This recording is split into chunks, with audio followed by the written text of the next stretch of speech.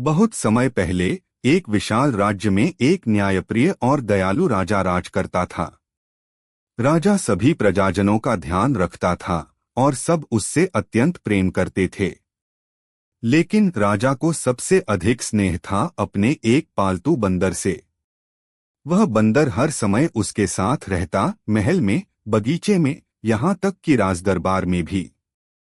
राजा बंदर से अत्यंत प्रसन्न था और अक्सर कहता, राजा मुस्कुराते हुए, तुम मेरे सबसे प्यारे मित्र हो, मेरे बिना तुम्हारा क्या और तुम्हारे बिना मेरा क्या।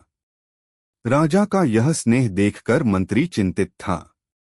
एक दिन दरबार में उसने नम्रता से कहा, मंत्री महाराज, क्षमा करें, परंतु एक बंदर को अपना अंगरक्षक बनाना उचित नहीं है। वह प्राणी बुद्धिमान नहीं, कभी भी अनर्थ कर सकता है।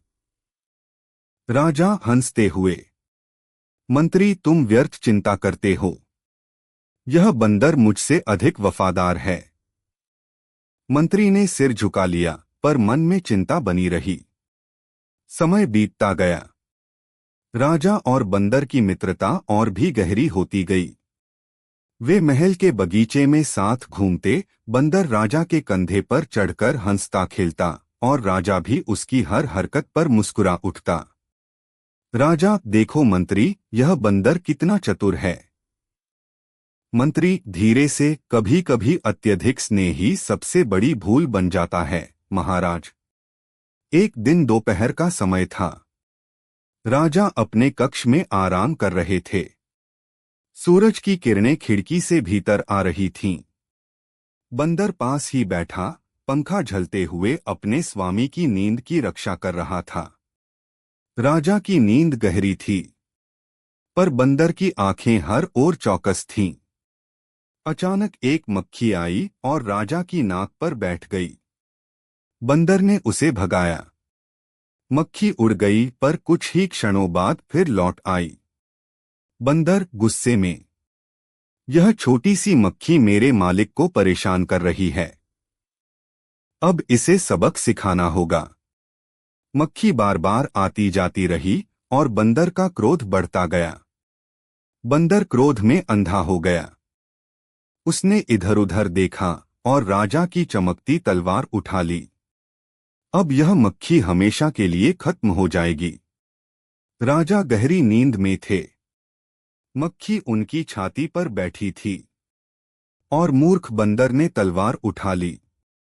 एक पल में बंदर ने तलवार झटका।